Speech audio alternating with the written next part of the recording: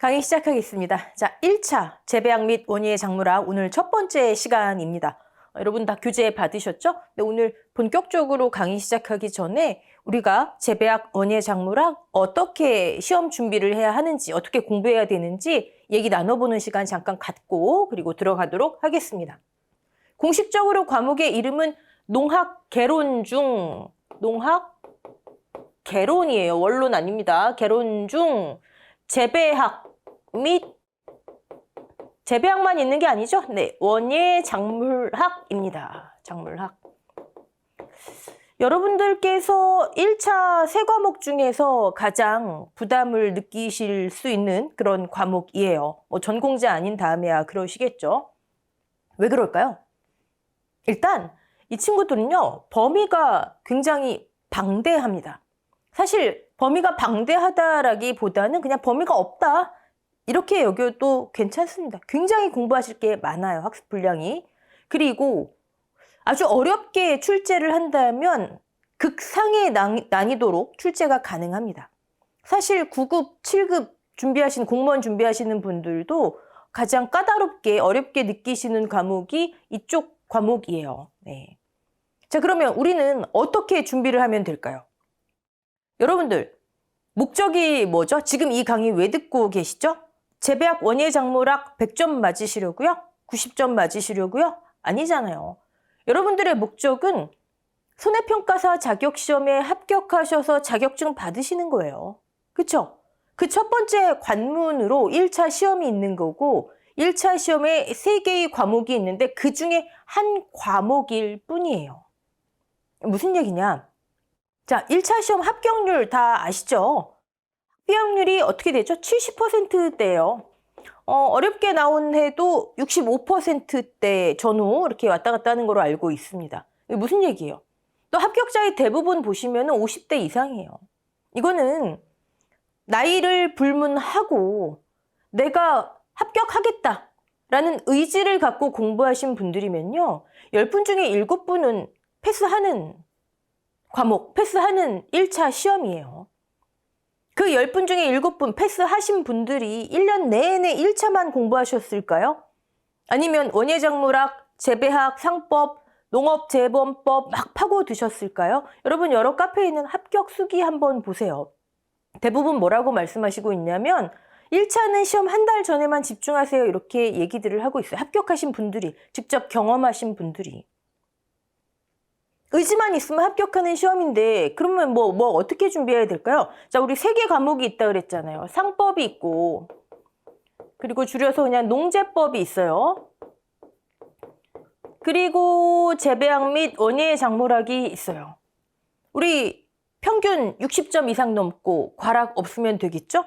여러분, 전략을 확실히 세우시면 돼요. 상법, 농재법 80점 맞으시면 됩니다. 그리고 재배학, 원예 작물학 60점 맞으시면 되세요. 이러면 합격하시는 거예요. 이것도 사실 좀 비효율적으로 공부하신 거죠. 아주 효율적으로 공부하신 분들은 딱 그 커트라인에 맞게 붙으시겠죠. 하지만 우리는 늘 최악의 경우를 염두를 둬야 되기 때문에. 상법, 농재법이 80점 가능하냐고요? 가능하세요. 대부분 한 달만 제대로 집중하신 분들은요, 상법, 농재법 85점, 90점 이상 맞으세요. 범위가 작잖아요. 그리고 기출문제를 보시면 아시겠지만 출제됐던 문제들이 계속 나오는, 물론 살짝씩 단어만 바꿔서, 하지만 같은 출제됐던 문제들이 계속 나오는 비중이 50% 이상이에요. 기출문제만 제대로 공부하시면 이 세 과목은요, 50점 이상은 다 맞으세요. 우리의 목적은 이제부터 재배학, 원예 작물학은요, 60점 득점이 목표예요. 이걸 목표로 공부하시는 거예요. 이해되시죠? 그렇다고 설렁설렁 공부하시라는 거 아니에요. 1차 시험을 합격해야지 2차 시험에 기회가 있다는 거 잊으시면 안 돼요. 설렁설렁 공부하신 분들 80, 80, 60 안 되세요. 적어도 일정 기간만큼은 초집중하셔서 공부하셔야 합니다. 합격하신 분들은 대부분 한 달 정도면 충분합니다, 이렇게 말씀하시는데 여러분의 학습 여건, 스스로 생각하실 때 학습 능력에 따라서 최대 1차 시험 2달 전, 저는 안전하게 6주 봅니다. 1.5개월 전부터 1차 시험 초집중하셔서 시작하시면 되는 거예요, 공부를. 자, 우리의 목적은 뭐다? 재배학, 원예, 작물학 60점 득점을 목표로 하는 거예요. 네. 좋아요. 그럼 어떻게 하면 60점을 맞을 수 있을까요? 어떻게 하면 이 이상의 득점이 가능할까요? 여러분, 제가 아까 범위가 굉장히 방대하고 없다시피 하고 난이도가 굉장히 깊을 수 있다라고 말씀드렸죠. 네. 우리한테는 훌륭한 가이드라인이 있어요. 가이드라인 뭐죠? 1회부터 9회까지 기출문제 있잖아요.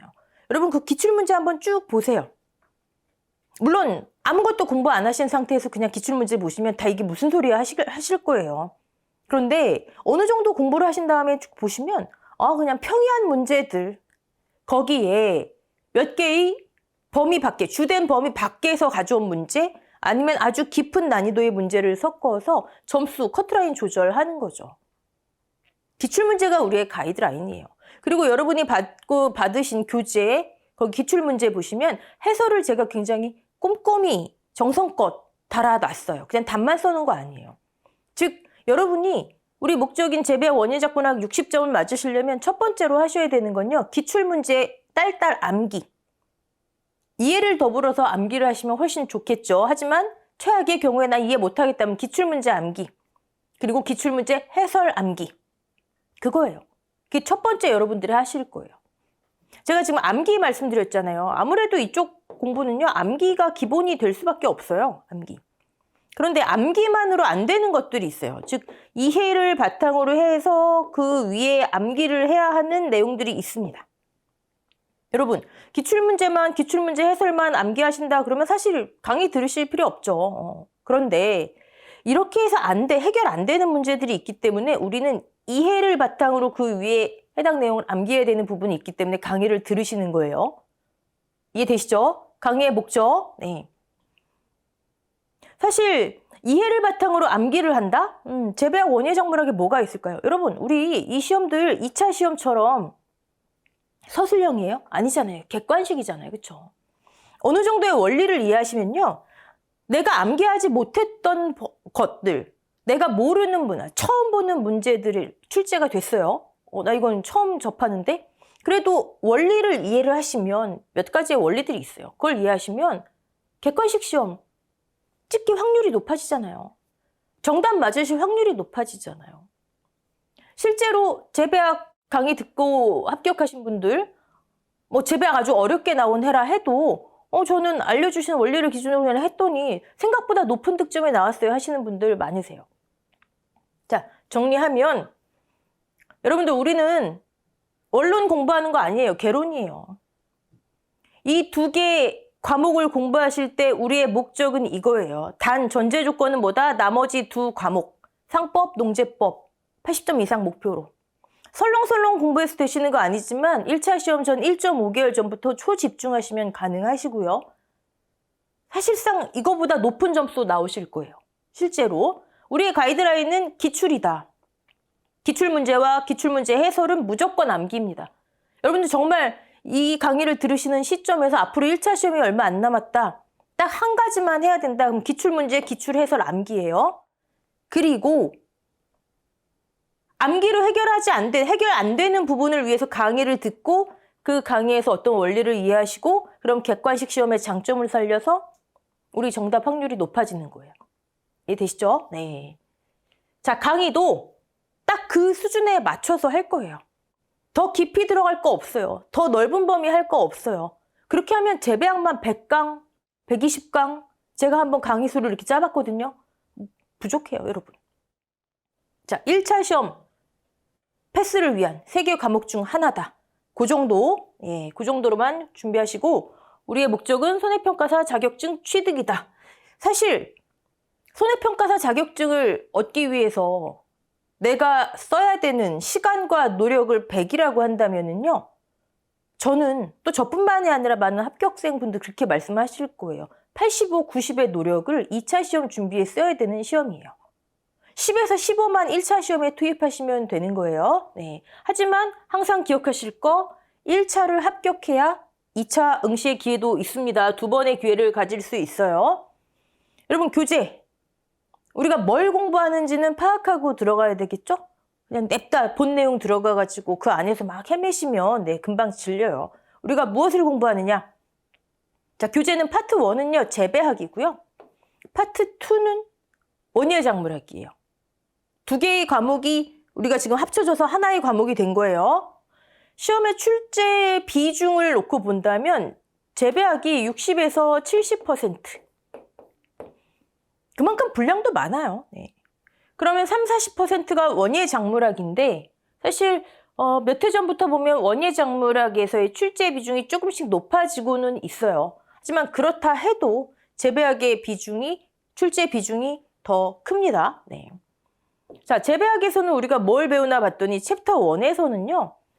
챕터 1은 사실 시험 출제 비중이 높은 파트는 아니에요. 오늘 1강에서 할 내용인데 슬슬 재배학이라는 것에 발을 담그는 그냥 시동 거는 정도의 내용이라고 보시면 되고 챕터 2의 작물의 분류 여기에서 작물의 분류 출제 비중이 굉장히 높은 내용입니다. 네.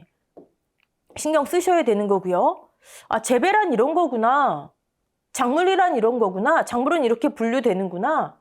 자, 그 다음에 나오는 그러면 작물을 재배하려면 어떤 환경이 필요하지? 재배는 자연 환경과 뗄래야 뗄 수 없는 관계잖아요. 그렇죠? 그래서 재배 환경이 나옵니다. 얘는 별이 5개. 출제 비중이 굉장히 높아요. 그리고 아까 제가 말씀드린 암기만으로 해결 안 되는 파트예요. 어느 정도의 이해가 필요한 그런 파트입니다. 재배 환경, 출제 비중이 높구나, 이해가 필요하구나, 여러분이 어렵게 느끼시는 파트예요. 네. 그 중에서 토양이 제일 어려울 거예요. 토양. 그 다음에 수분, 온도, 광합성 막 이런 거 있잖아요. 그다음에 뭐 단일 작물이니, 장일 작물이니, 뭐 이런 거. 네. 자, 재배 환경. 우리한테 처음으로 넘어서야 되는 산봉우리가 제고요. 그 다음에 재배 기술. 재배 기술은 별이 5개까지는 아니고 별이 4개? 출제 비중 높은 거죠. 뭐 4개나 5개나, 그쵸? 네. 하지만 빈도로 봤을 때 재배 환경이 조금 더 높다는 것이 마찬가지로 중요한 파트입니다. 작부 체계는 사실 출제 비중이 높은 건 아닌데 종종 나와요. 종종. 알아야 되겠죠? 종자와 용료도 딱 그 정도입니다.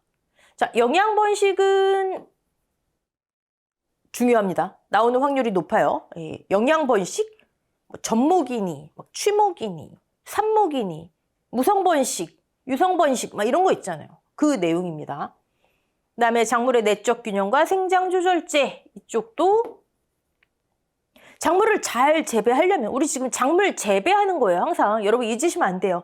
재배, 작물을 재배하기 위해 어떤 환경이 필요하고 어떤 기술이 있고 하는 거예요. 그래서 농사를 이런 식으로 체계적으로 짓는 게 발전해 왔구나. 이런 방법이 있구나. 그리고 종자부터 시작해서 어린 묘까지, 어린 묘를 키워내는 방법까지. 그다음에 수정 없이 어떻게 작물을 번식시킬 수 있지? 하는 재배 기술에 관련된 거예요. 그리고 작물이 조금 더 좋은 작물로 자라려면 어떤 생장 조절제, 호르몬들이 필요한지, 옥신이니 지베렐린이니 문제 많이 나옵니다. 네. 그리고 나서는 뭐 그렇게 출제 비중이 높지는 않아요. 높지는 않은데 그렇다고 뭐 안 나온다라고 말할 수도 없고요. 네. 자, 우리가 봐야 되는 포인트들 지금 보고 있어요. 재배를 하려면 이런 기술이 필요하구나. 자, 각종 재해. 얘는 별이 5개에 곱하기 2. 출제 비중이 굉장히 높습니다. 특히 여러분 손해평가사잖아요. 자연재해 발생하면 가셔서 평가해야 되잖아요. 그렇죠? 수해, 한해, 습해, 냉해, 열해 이런 재해들이 있고 이런 재해들이 작물에 발생을 하면 어떤 대책을 세워서 우리가 대응을 해야 되는지 아주 중요합니다. 재배학에서 딱 한 파트만 출제 비중이 가장 높은 한 파트 그럼 각종 재해예요. 각종 재해. 네. 그렇구나. 자, 재배학에서 이런 걸 배우는 거고요. 이제 파트 2에서 원예 작물학. 원예 작물학은 사실 페이지 수, 즉 내용 대비해서 출제 빈도라든지 이런 거는 조금 재배학보다는 떨어져요. 아까 제가 많으면 30-40% 정도 말씀드렸어요. 그 중에서 꼭 봐야 되는 것은 원예작물이 무엇인가 뭐 이해하고 그다음에 원예작물의 분류 중요합니다. 네. 어떻게 분류되는지 채소, 과수, 화훼 각각 어떻게 분류되는지 보고 조금 더 깊이 들어가는 거예요. 근데 여기 교재에 보시면 제가 예시되는 작물들을 좀 실어 놨어요. 근데 예시되는 작물들은 사실 여러분 채소의 종류가 얼마나 많고 과수, 화훼 종류가 얼마나 많아요. 그 중에 대표적인 것들만 실어 놓은 거예요. 거기는 완전히 암기 파트입니다. 근데 교재에 있는 예시작물 외에서 나온다고 해도 할 말이 없는 거. 그래서 재배학은 범위가 없다시피 하는 거나 마찬가지예요. 예시되는 작물들을 기준으로 우선 포인트만 좀 짚어보는 식으로 들어갈게요. 그 다음에 챕터 2에선 시설 원예. 자, 원예작물학에서 가장 중요한 거 시설 원예. 꼭 나옵니다. 꼭 한 문제에서 3문제 정도 나와요. 그럼 얘도 별이 5개죠. 뭐. 시설 원예. 그 중에서 시설 내의 환경. 얘가 중요하죠. 시설 재배. 자, 그 다음에 수확 및 저장은 뭐 사실 그렇게 출제 비중이 높은 건데 잊을만 하면 한 번씩 나오는 그런 파트입니다. 자, 우리가 이런 거를 공부를 하는 거예요. 이런 거를 공부를 하고 교재의 파트 3은 기출문제 풀이예요. 기출문제하고 그다음에 해설. 제가 아까 말씀드렸죠. 우리가 가장 처음에 해야 되는 건 기출문제, 그다음에 기출문제 해설 암기. 자, 그러면 우리가 이런 걸 공부하는 거구나 이렇게까지 봤으니까 이제 첫 번째 한번 들어가 볼게요. 슬슬 들어가 볼게요, 여러분. 첫 번째로 재배학. 우리 재배학을 먼저 하고 그다음에 원예작물학 들어가는 거예요. 재배와 작물의 기원과 현황. 그렇게 출제 많이 되는 부분은 아니지만 잊을만 하면 한 번씩 나오는 부분이고요. 이 중에서 우리가 좀 집중해서 보셔야 되는 거는 4장하고 5장 정도라고 보시면 됩니다. 그리고 마지막에 이것만은 알고 가자는요. 이 안에서 우리가 배웠던 내용 중에 여기 문제랑 답이 다 있죠. 가장 핵심이 되는 것만 실어 놓은 거예요. 이건 저랑 강의로 하실 필요는 없는 거예요. 여러분이 내용 공부하시고 그 다음에 이 문제까지 풀어보시는 건 하셔야 됩니다. 자, 넘어가 볼게요. 먼저 재배, 농업, 작물 이게 뭔지 나오는 겁니다. 재배란 재배, 키워드 위주로 암기하세요. 재배한다, 재배한다. 작물을 기른대요. 그래서 수확을 올려서 돈 벌려고 하는 거래요. 그게 재배래요. 재배. 근데 조금 더 협의의 의미로 보면 작물을 기른다. 작물을 토양이나 시설 등에서 즉 노지나 시설 재배로 씨앗을 뿌리거나 파종하거나 아니면 정식하거나 관리하고 수확하는 일이다. 이런 게 재배구나. 한번 읽어보면 충분하고요. 작물이란 인간이 이용할 목적으로 재배하는 작물이다. 식물이다. 자, 식물 중에 이용성과 경제성이 높아서 재배의 대상이 되는 것이 작물이래요. 식물하고 작물은 다르구나. 오케이. 여러분, 제가 이렇게 여기 지금 교재에 있는 이 보기들 있잖아요. 공무원, 그다음에 농품사, 나무의사, 기타 등등의 기출문제에 다 보기로 나왔던 것들이에요. 보기로 나왔던 것들. 그러니까 조금 눈에 익혀두시는 게 좋습니다. 또 작물, 인류 생존을 위해 쭉쭉쭉 수확할 수 있는 곡물, 채소, 과일과 같은 식물 또는 농산물을 의미한다. 보고요. 여기서 문제 나오면 요거 제가 빨간 줄이나 괄호해 놓는 거 단어 주의하셔야 돼요. 야생식물이었대요. 원래는 작물이라는 건. 그런데 인간이 오랜 기간 재배, 경작을 통해서 유용한 부위가 발달된 일종의 기형식물이다. 여러분, 우리가 먹는, 우리가 기르는 작물, 기형식물이에요. 원래는 그 부위가 발달한 게 아닌데 그냥 야생식물이었어요. 야생 자체였는데 인간이 이용할 목적으로 특정 부위만 발달시켜서 기형화된 식물이에요. 또 기형이니까 이상하다 그래서 아니다 그러면 안 돼요. 기형식물이다. 네. 아이고. 또 하나 중요한 거. 작물. 불량 환경에 대한 저항력이 약하고 야생 자체가 아니라 인간이 특수한 환경을 만들어주잖아요. 특정 부위를 발달시키기 위해서 환경을 만들어주고 보호하잖아요. 그렇죠? 그러니까 불량 환경, 그 벗어난 환경이 되면 저항력이 약한 거예요. 여기 또 강하고 하시면 안 돼요.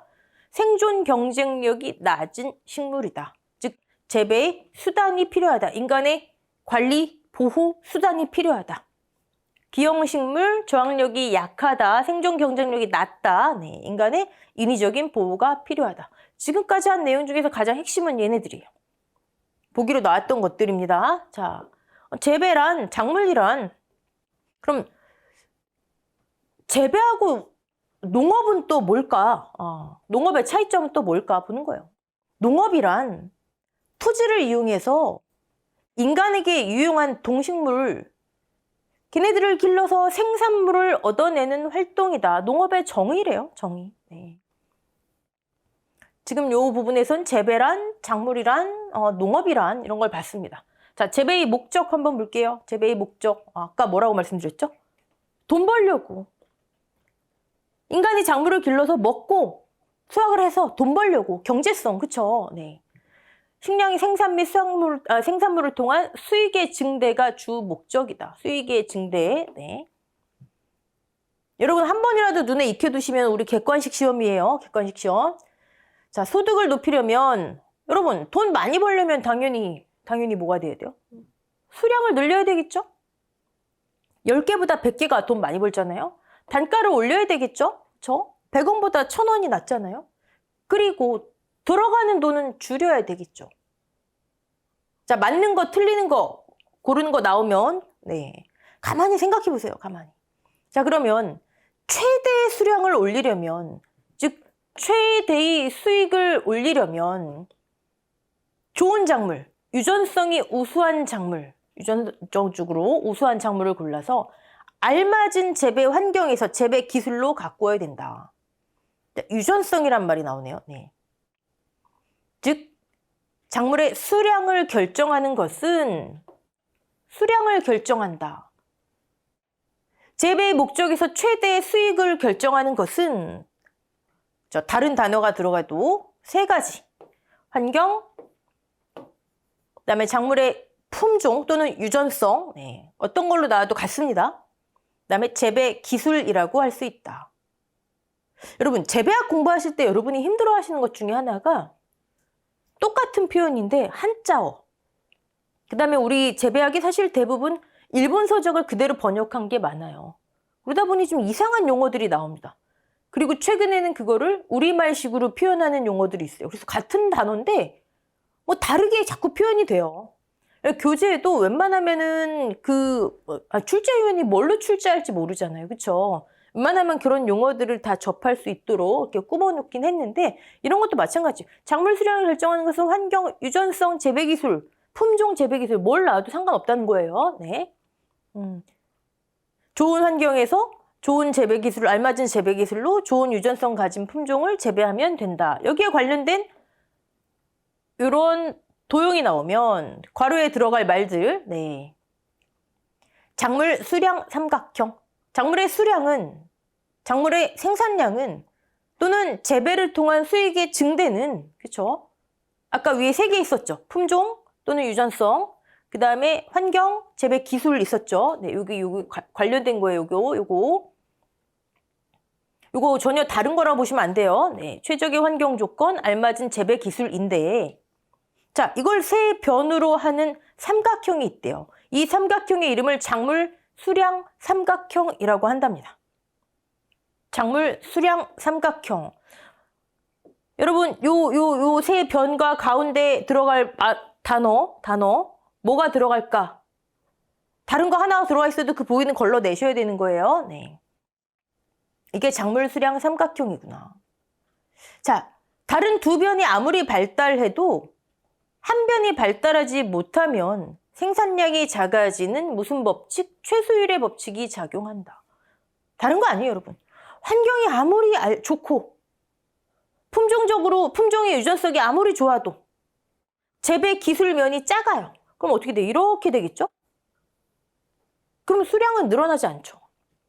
그게 최소율의 법칙이래요. 또는 재배 기술이 굉장히 훌륭하고 유전적으로도 굉장히 좋아요.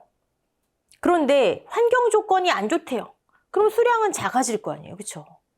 이게 최소율의 법칙이에요. 최소율의 법칙. 즉 수량은 생산량은 최대 수익은 최소 인자에 의해 결정된다. 나머지 두 개가 아무리 뛰어나도 많아도 높아도 최소 인자에 의해 결정된다. 자, 작물 수량 삼각형의 용어들 들어가는 것들. 그다음에 최소율의 법칙이 뭔지, 수량을 결정짓는 세 가지 요인이 뭔지 다 같은 질문인 거예요. 같은 문제 넘어갈게요. 자, 이번에는 재배의 기원과 발달 볼게요. 이건 잊을만 하면 한 번씩 나오는 문제들이에요. 한번 그냥 읽어보시면서 이해하시면 됩니다. 구석기 시대. 수렵 채취를 했대요. 네, 구석기 시대. 신석기 시대. 초기 원시 농경이 시작됐대요. 이걸 어떻게 할 수 있나 봤더니, 수렵 채취가 끝난 건 아니고 더불어서 초기 원시 농경이 시작됐대요. 이걸 어떻게 하나 봤더니 이런 유물들이 발굴됐대요. 돌괭이, 돌칼, 돌낫, 농경에 쓰이는, 그러고 있는 알 수가 있는 거죠. 이렇게 매칭 지어서 보시면 되겠죠. 자, 청동기 시대. 본격적으로 농경 생활이 시작된 게 청동기 시대예요. 네. 이건 지금 인류사를 기준으로 한 거고, 이따가 우리나라 기준으로, 우리나라 역사를 기준으로 한 거 나오는데 매칭시켜서 한번 보시면 됩니다. 철기 시대. 철제 농기구가 등장을 했어요. 그래서 농업 생산량이 크게 증가하고, 자, 중요한 거 가축을 이용하기 시작했다. 같은 말로 우경, 소를 이용해서 경작하기 시작했다. 또는 인력과 비슷한 용어로 받아들이시면 돼요. 우리 뭐 인력이다 뭐 하잖아요. 기계, 여긴 축력을 사용했다. 같은 말이에요. 가축을 농경에 이용했다, 우경을 시작했다, 축력을 이용했다. 언제라고요? 철기 시대에. 요게 요 파트에서는 좀 출제가 되는 파트입니다. 자, 그 다음에 산업혁명 시대, 동력을 이용하기 시작했죠. 농경이 근대화가 시작됐고, 현대화에서는 대형화, 자동화 또는 생력재배라는 표현도 씁니다. 생력재배는 나중에 배울 거예요, 우리가. 자, 각 시대의 특징, 수렵 채취, 초기 원시 농경의 시작, 농기구랑 연결시키시고, 그다음에 청동기 본격적인 농경이 시작됐는데, 청동으로 어떻게 힘들어서 농사를 지어요. 철제 농기구가 등장하면서 생산량이 크게 뛰고 가축을 이용하기 시작했다. 네. 넘어가고요. 자, 농경의 발상지. 사실 공무원 시험이나 아니면 재배학 전문 자격증 시험이 아닌 다음에는 출제 비중이 좀 떨어지는 파트예요. 어떤 지역이 농경이 시작된 발상지냐. 학자에 따라서 여러 가지 학설이 있는데 큰 것들만 보면요. 득항돌이라는 사람은 큰 강이 농경의 발상지다. 이건 학자와 학설을 좀 매칭시켜 두세요. 네. 왜 큰 강은 주기적으로 범람하니까 땅이 비옥해지잖아요. 이집트 나일 문명처럼. 자, 이걸 주장한 사람은 득항돌이라는 사람이고, 그 다음에 큰 강 유역이 농경의 발생지다. 이거를 왜냐면 다음에 나오는 다른 학자의 어떤 학설과 막 교차시켜서 보기로 제시할 수가 있잖아요. 그렇죠? 네. 그리고 중국, 인도, 메소포타미아 가까운, 이거 학생 때 한 번씩 다 보신 거죠? 네, 한번 보시고. 그 다음에 산간부가 농경의 중심지다. 농경의 발상지다. 중심지가 아니라 발상지다. 이렇게 주장하는 바빌로프라고 하는 학자가 있대요. 네. 근데 산간지 중에서도 어떤 산간지나 봤더니 기후가 온화한 산간부 중 관괴수를 쉽게 얻을 수 있는 곳에서 농경이 시작됐다. 이걸 주장하는 학자래요. 보통 이제 남아메리카, 멕시코, 남아메리카 북부 지역. 네. 넘어가고요. 그다음에 디트와일러라고 하는 학자는 해안지대서를 주장을 했습니다. 예를 들어 문제에 디트와일러 해놓고 큰 강 유역 땡 틀린 거 찾으라 그러면 그렇게 고르시는 거예요, 여러분. 네. 이분은 해안지대가 농경의 발생지다라고 추정을 했대요. 이분의 학설 중에 하나가 원시인은 수렵 채취를 했는데 즉 수렵 채취를 하려면 바닷가 지역에 머물렀을 것이다. 매칭시키시면 자, 그 정도만 보시면 되고요. 이번에는 아까 인류사를 기준으로 석기부터 쭉 봤죠? 이번엔 우리나라에 초점을 맞춰서 어떻게 우리나라에서 농경이 발달해 왔나를 한번 보겠습니다. 선사시대, 즉 구석기, 신석기 시대. 뭐 우리나라가 뭐 인류사하고 뭐 많이 떨어지겠어요? 그건 아닐 거 아니에요, 그렇죠? 네. 석기 시대에 봤더니 똑같이 이런 원시 농기구가 발굴이 돼서 초기 농경, 원시 농경이 시작되었구나를 알 수 있고요. 이런 탄화된 곡물도 나왔대요. 자, 청동기 시대, 청동기. 이제 본격적으로 농경 문화가 시작됐다. 그리고 반달 돌칼들이 나왔다. 자, 본격적으로 농경 문화가 시작됐다. 얘를 다른 표현으로요, 보기에서 나온다면 정착 농업이 시작됐다. 유목하면서 농사를 짓기는 어렵잖아요. 그렇죠? 정착 농업이 시작됐다라고 표현하기도 합니다. 그렇구나. 철제 농기구가 보급되면서 생산력이 증대됐다. 똑같고요. 자, 요건 좀 이제 알아놓으셔야 됩니다. 삼한시대. 요거 시대별로 매칭시키는 거, 틀린 거, 맞는 거, 찾는 거 나온다 하면 삼한시대에 오곡이 재배됐다. 또 삼한에 벼가 재배됐다 이러시면 안 됩니다. 마한, 진한, 변한. 그때는 여러분 벼가 없었대요. 오곡. 네. 그 다음에 삼한 넘어서 삼국시대 볼까요? 삼국, 철기시대죠? 철기. 삼국시대. 우경이 시작됐다. 아까 축력, 가축을 농사에 이용하기 시작됐다. 그 다음에 수리시설의 확충으로 농업기술과 생산력이 크게 향상됐다. 여러분, 수리시설이 확충되면 관계를 가능하잖아요. 관계. 즉 비에만 의지하지 않을 수 있잖아요. 그러면 수리시설에 확충하면 항상 따라 나오는 게 여기 있습니다. 기술과 생산량이 증대. 철제 농기구도 당연하고요. 철제 농기구 당연하고. 그 다음에 휴한 농업이 시작됐다. 이것도 삼국시대래요. 휴한 농업은 뭐죠? 연작을 하면 그 땅에서 농업을 계속 연작을 하면 땅의 지력이 다 소모될 거 아니에요. 연작 장애가 생길 거 아니에요. 그래서 1, 2년 간격의 규칙적인 휴한 농업. 여기는 1, 2년 딱 농사 지어서 지력이 떨어졌다 싶으면 휴한. 농사 여기서는 안 짓는 거예요. 다른 데로 옮겨가는 거예요. 원시적인 휴한 농업의 형태입니다. 얘는 작부치기에서 나올 건데 옮겨 다니면서 지력이 회복시킬 시간을 주는 거. 그걸 휴한 농업이라 그래요. 휴한 농업이 삼국시대 때 시작이 됐대요. 정착 농업이 완전히 자리 잡기 시작했대요. 철기시대, 지금 철기시대예요. 철기시대. 네. 그리고 벼가 등장을 합니다. 벼. 삼국시대 때 벼 재배 처음 하기 시작했대요. 네.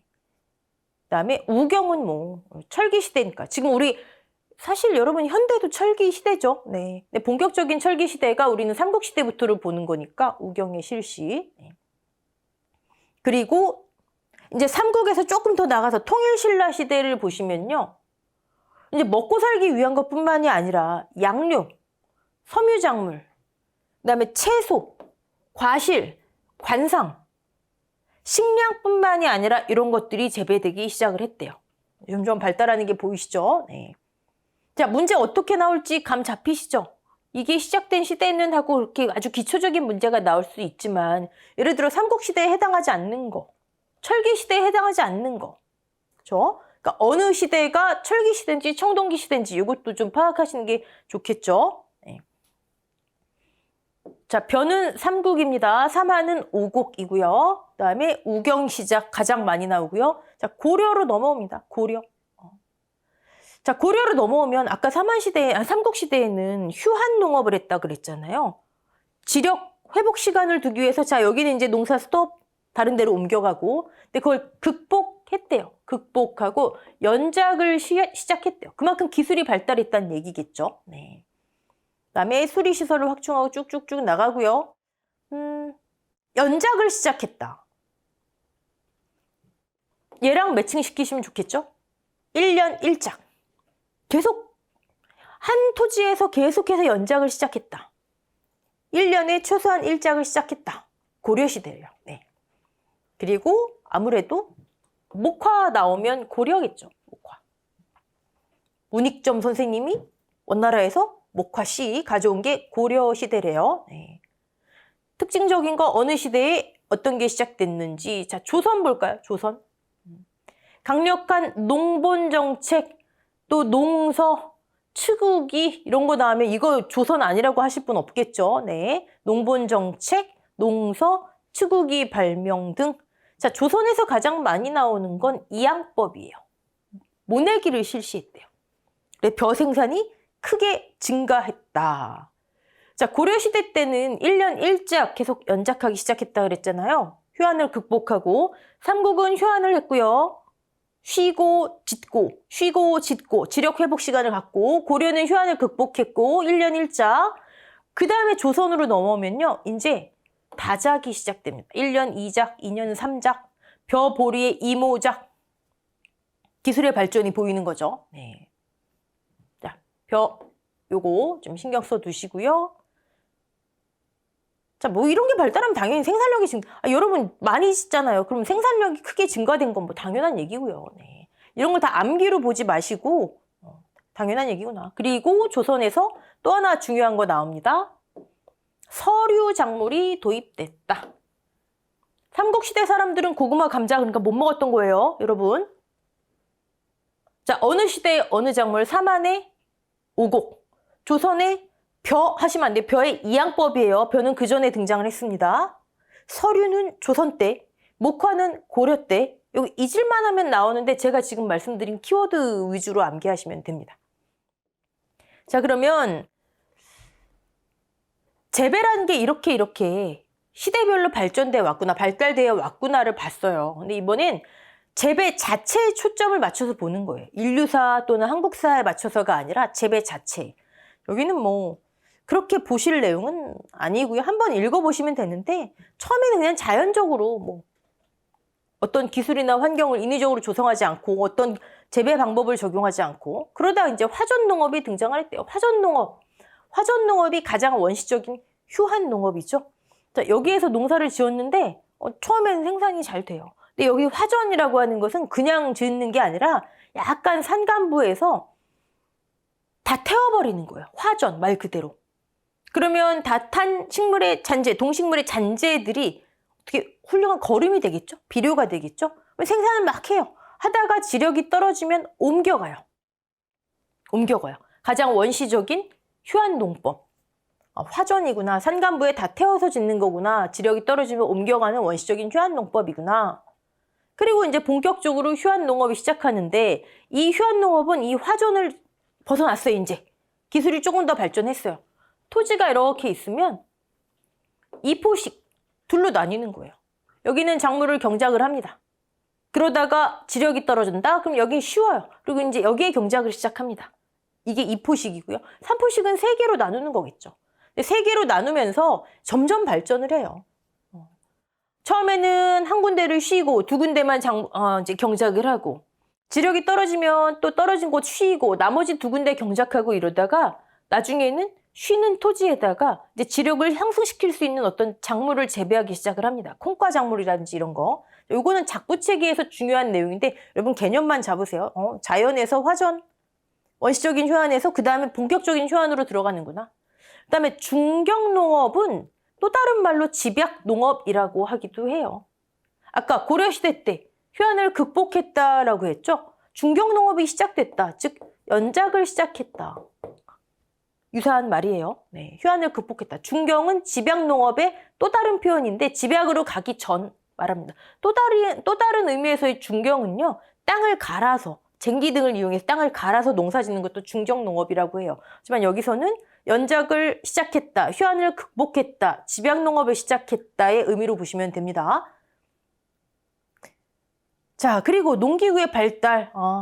뭐 석재에서 청동에서 철제 때 축력, 그 다음에 현대 때는 동력 더하기 자동화, 대형화 키워드. 네. 나머지는 그냥 쭉 읽어보시고요. 자, 재배와 환경, 뭐 그냥 한번 쭉 읽어보세요. 네.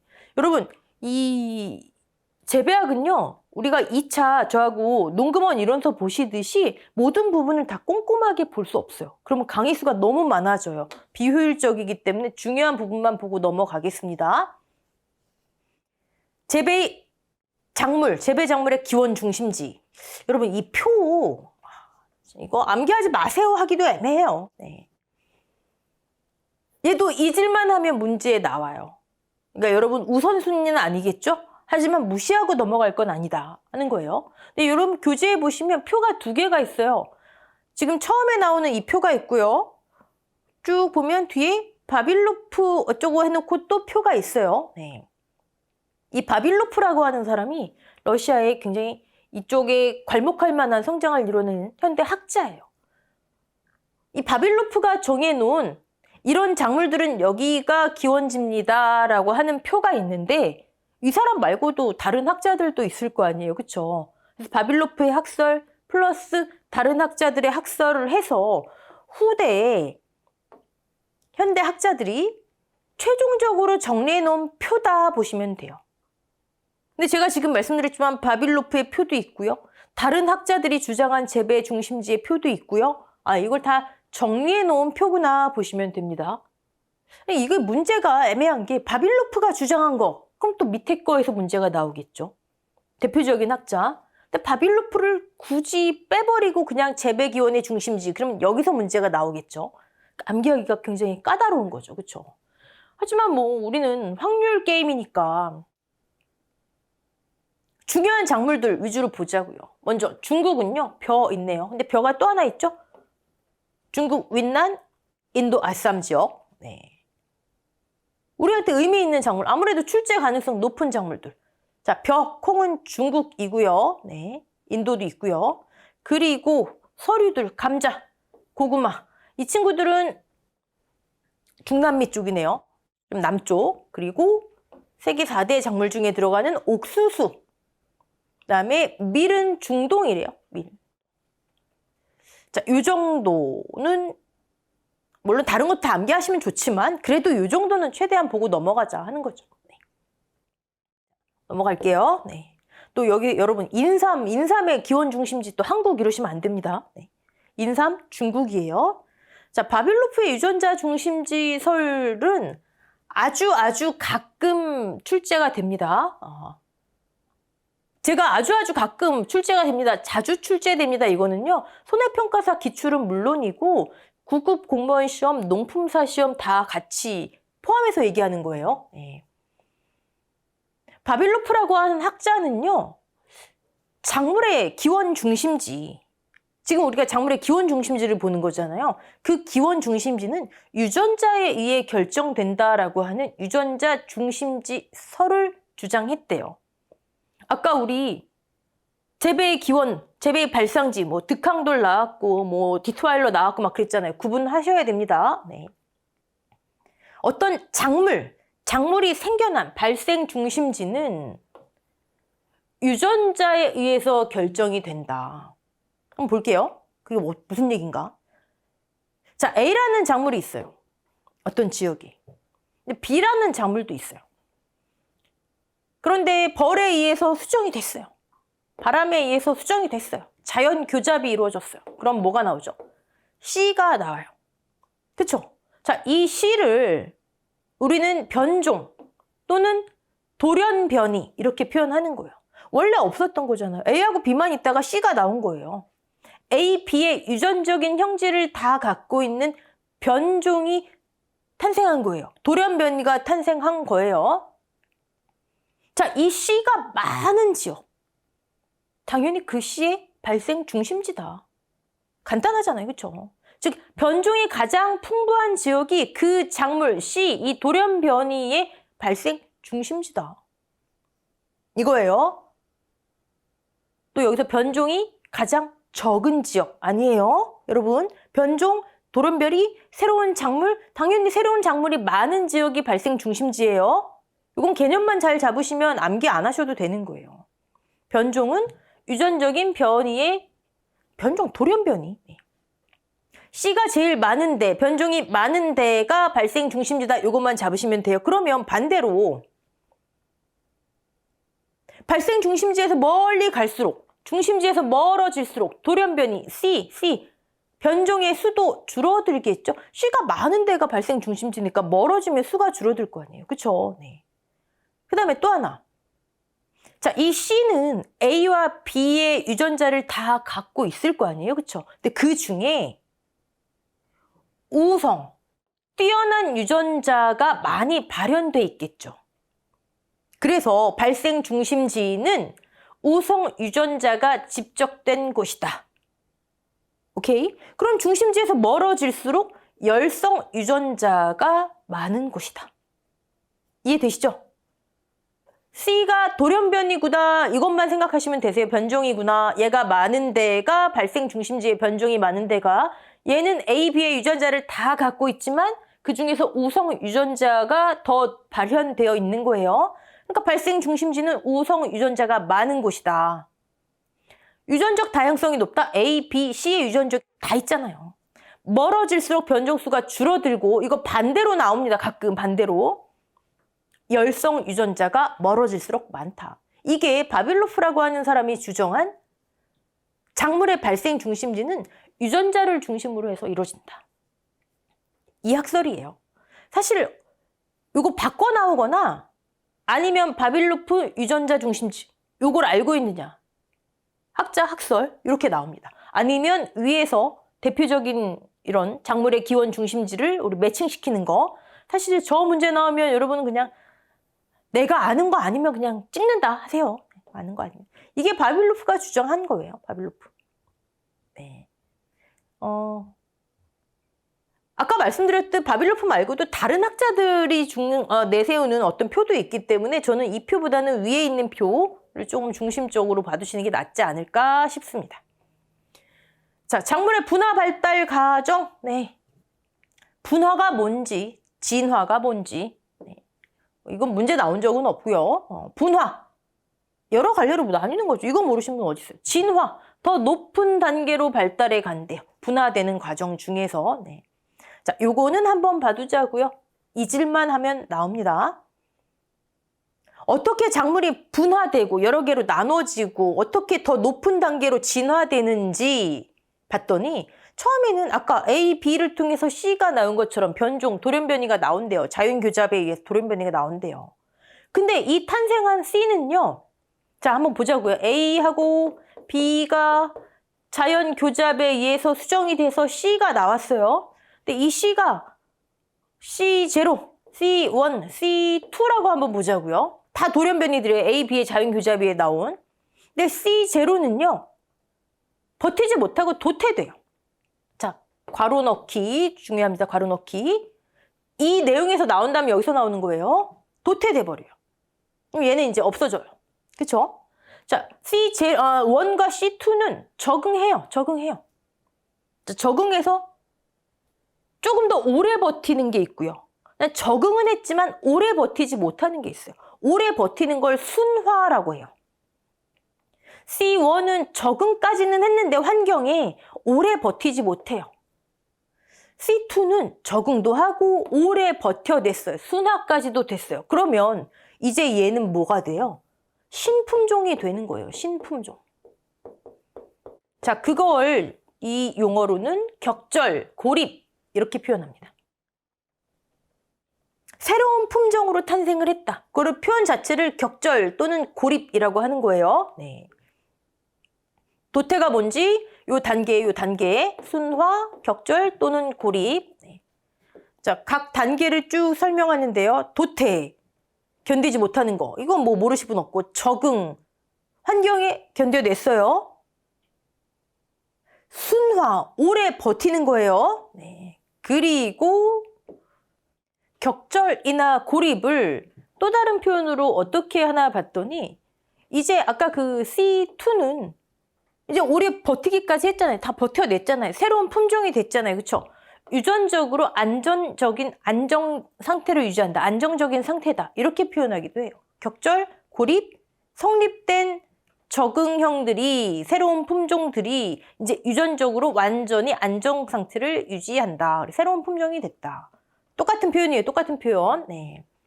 근데 얘를 그대로 냅두면 또다시 다른 품종과 얘 이제 하나의 또 다른 품종이 된 거니까 다른 품종과 자연 교잡이 일어나고 아까 위에 있는 과정들이 반복이 되겠죠? 네. 근데 얘를 만약에 다른 품종과 자연 교잡이 되지 않도록 이렇게 보호를 한다면 그게 인위적이든 아니면 지리적으로 거리가 너무 멀어서든 아니면 이런 개화 시기가 차이가 있거나 뭐 이런 생리적인 이유든 그럼 얘는 그냥 한 품종으로 쭉 가는 거예요. 그쵸? 여기에 있는 것들은 그 내용을 말하는 거예요. 근데 자연적으로 그대로 두면 아까 있는 위에 과정이 반복이 되겠죠. 네. 격절이 뭔지, 고립이 뭔지 그리고 고립에는 이런 종류가 있더라. 얘는 이 C2를 그냥 쭉 유지하기 위한 고립의 어떤 종류더라. 보시면 됩니다. 자, 이번에는 재배, 작물이 생산, 유통, 그 다음에 소비, 즉 이제 인간한테 조금 다가오는 거예요. 우리가 생산하고 얘를 유통하고 소비하는 데 있어서 재배하고 작물은 어떤 특징이 있는지 출제가 자주 되는 부분은 아니고요. 네. 옳은 거 틀린 거 이런 거 골라내는 정도만 하시면 됩니다. 자, 재배, 토지를 생산 수단으로 한대요. 같은 말? 자연 환경의 영향을 크게 받는데요. 제가 우리 아까 목차 보면서 설명드릴 때 재배 환경 가장 비중을 크게 차지한다. 재배학 중에서도 재배 환경, 근데 그 중에서도 토지. 생산하기 위해 어떤 환경, 광, 온도, 수분, 그 중에서도 토지. 네. 생산 조절이 자유롭지 못하고 분업으로 생산하기 어렵다예요. 또 분업이 오케이 아닙니다. 공장 아니잖아요. 공장에서 막 찍어내는 거 아니잖아요. 그렇죠? 자본 회전이 느립니다. 작물 재배는. 왜요? 잡기가 있어야 되잖아요. 수확까지 시간이 오래 걸리잖아요. 그렇죠? 그다음에 노동 수요가 연중 균일하지 못하다. 얘는 이제 우리나라의 특징이 되겠죠? 우리나라. 그리고 토지가 불량한 경우 전면 개량이 어렵고 막대한 비용이 소요된다. 자, 수학 체감의 법칙이 뭔가 한번 볼게요. 수학 체감의 법칙. 다른 표현으로 한계 생산 체감의 법칙 이렇게 하기도 하는데, 자, 일정 크기의 토지에, 자, 토지 면적이 일정하대요. 여기에 노동력을 추가로 투입할 때, 처음엔 노동력이 제로였어요. 아무도 가서 일 안 했어요. 이제 노동력이 1명 투입됐어요. 그러면 수확량도 하나가 증가하는 거예요. 자, 노동력이 2명 투입됐어요. 그럼 수확량도 2명만큼. 노동력이 3명, 그럼 수확량도 3배만큼. 그럼 노동력이 증가하는 만큼 계속 정비를 할까요? 그렇지 않더라. 어느 순간이 되면 많이 투입을 해도 이 그래프가 이렇게 꺾이더라. 즉, 투입되는 것과 정비례해서 수확량이 올려지지 않더라. 그게 수학 체감의 법칙이에요. 어느 순간이 되면 이런 변곡점이 생기더라. 전제 조건은 뭐예요? 토지가 일정하다는 큰 전제 조건이에요. 노동력을 추가로 투입할 때 수확량의 증가가 노동력의 증가를 따라가지 못하는 현상. 얘를 설명하는 거 한계 생산 체감의 법칙. 됐죠? 네. 자, 유통면에서는 재배, 작물 어떤 특징이 있나 봤더니 변질이 쉽대요. 아무래도 유기 생명체니까요. 가격 변동이 크고요. 네. 수송 비용이 많이 소요되고 이건 뭐 암기거리도 아니고 한번 읽어보면 되죠. 네. 소비면에서는 여러분 여기 또 공급과 수요 탄력성이 크다 그러면 안 돼요. 잘 안 바뀌잖아요. 어떤 작물의 수요, 어떤 작물의 공급 잘 안 바뀌잖아요. 탄력성이 작다. 네. 자, 이 정도 보시고요. 다음에 이제 이어져 나오는 이것만은 알고 가자 여러분은 그거는 여러분 밑에 답까지 있으니까 한번 보시고 첫 번째 오늘 시간은요. 그냥 슬슬 시동 거는 시간이었어요. 키워드 위주로만 이렇게 보시면 됩니다. 제가 정리해드린 거, 체크해드린 거 위주로만 보시고 다음 시간부터 이제 조금씩 복잡한 내용이 나오기 시작합니다. 네. 여러분 재배학 하실 때 바로바로 서브노트를 정리해두세요. 키워드 노트를 정리해두시란 얘기예요. 그래야 나중에 여러분 공부하실 때 편합니다. 네. 자, 다음 강의 뵙겠습니다.